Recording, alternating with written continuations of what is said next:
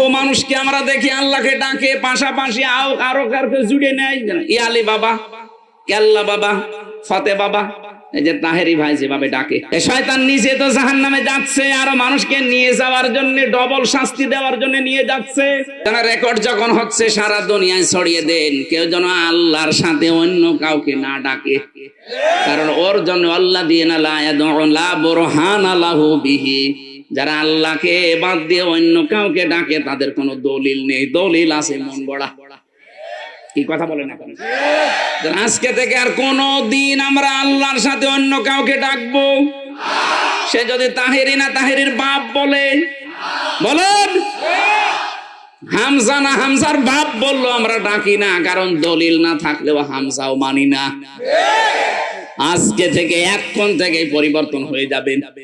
আমি জেলখানায় 3টা বছর, ওই ফাঁসির কন্ডেম সেলের ভেতরে আমার নিচতলা একজন ছিল, ওই যে সোহেল চৌধুরী হত্যা মামলার আসামি মামুন, 25 বছর আছে জেলে, এখন ছাড়া পেয়েছে।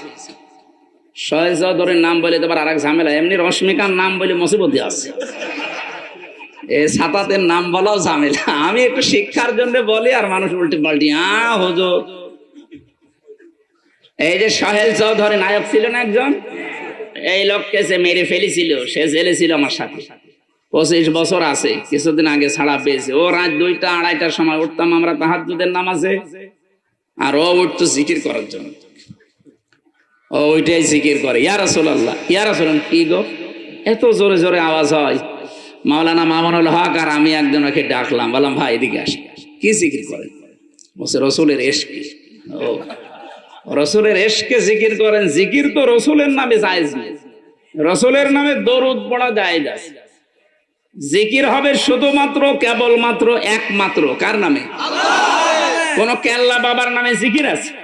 কোন ফতে বাবার নামে, কোন ন্যাংটা বাবার নামে আছে?